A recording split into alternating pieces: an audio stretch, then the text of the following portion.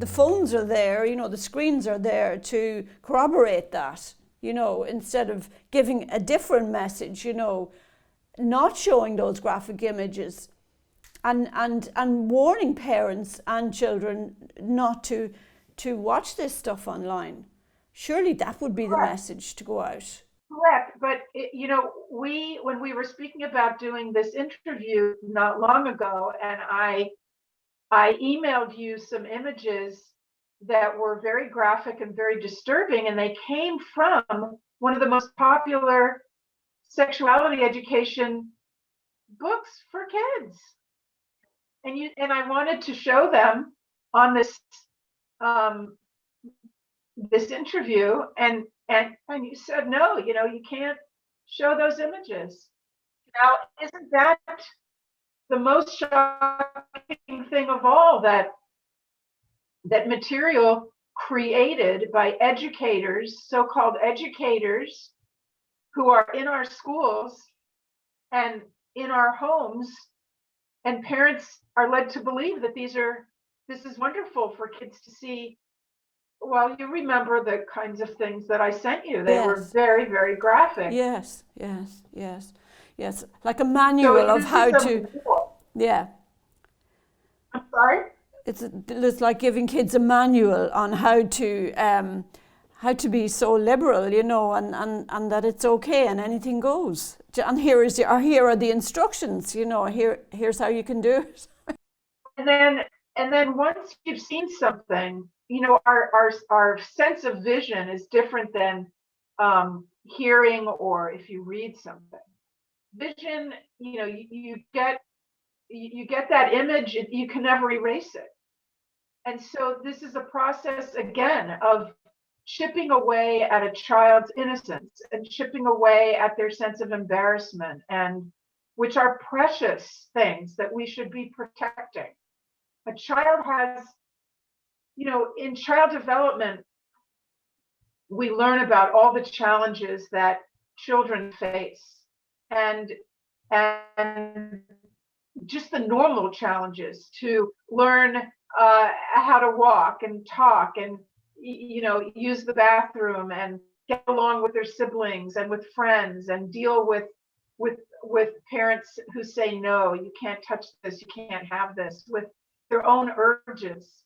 They have to learn self-control. There's so much to deal with, and then they go out in the world and they have to deal with with school and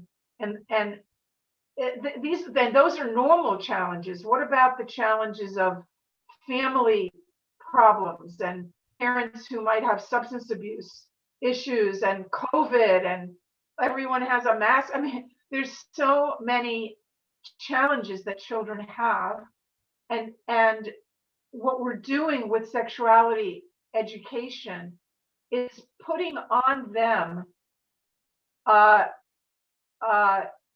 burden that they are not prepared or wired to cope with. They don't have the maturity in terms of their brain maturity and their emotional maturity to deal with the material that's being put in front of them. 5-year-olds being told, that a girl can really be a boy, and a boy is really a girl, and these are and all the concepts of sexuality and. I don't believe that children are even thinking about these things hardly. I don't know where they get their information from. They need to be using all their energy, children do, and their time, to be developing normally and to be dealing with everyday normal challenges that I mentioned to you before, and there's many more of them.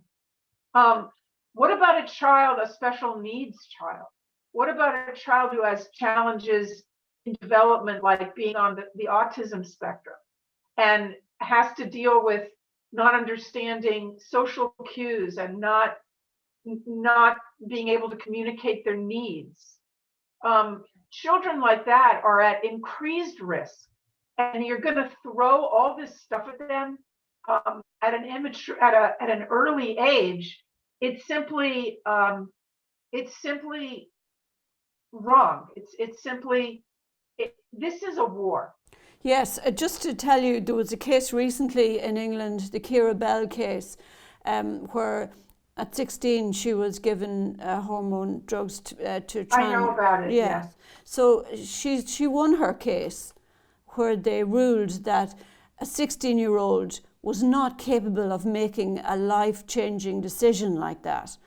That's a 16-year-old. Never mind coming back to 4 and 5-year-olds. I mean, Yeah, they're not. That was a very, very positive development.